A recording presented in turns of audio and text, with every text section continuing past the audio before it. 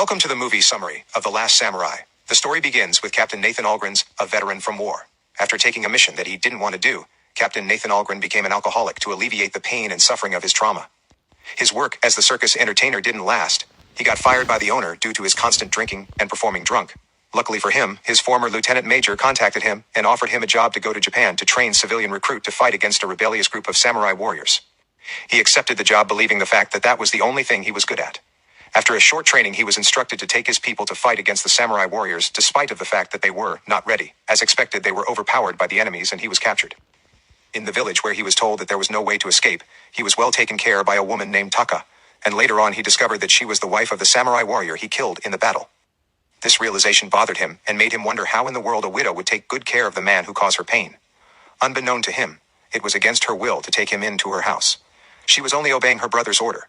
Her brother Katsumoto was the leader of the samurai warrior, who had a son named Nabuki, was the one who decided to spare Algren's life to learn the enemy's way. He also understood that Algren was only protecting himself when he killed his brother-in-law in the battle. He was impressed with Algren's will to live and his skills to fight. He also had pre-existing compassion to Algren due to the white tiger printed on the banner that he used to fight in the battle when he ran out of weapon. Algren's stay in the village taught him many things that were new and noble to him. They didn't treat him as a prisoner of war. In fact, he lived just like them, except the fact that there was a bodyguard assigned to escort him wherever he went. He wasn't abused like what was normally done to prisoners of war, although there was an incident where Uijo beat him with a sword in the rain to humble him down. Taka witnessed his stubbornness, and a mixed emotion were visible on her face. Nathan practiced the samurai way and learned to use the sword. He was also learning the Japanese language. Taka's home was his home, and one day as he helped her with the house chores, he got the courage to ask her forgiveness in Japanese words. He learned more Japanese words from Nabuki and Taka's sons, who were kind to him. Taka forgave him, and their life in the village continued to evolve normally. He learned to love the village, and most of all, he learned to love Taka and her sons. He also became good at sword, due to the Uijo's perseverance to teach him.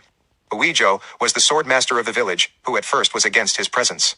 Uijo wanted to execute him, at first stating that death was what he deserves due to the Japanese culture, that anyone who was defeated would take their own life out of embarrassment.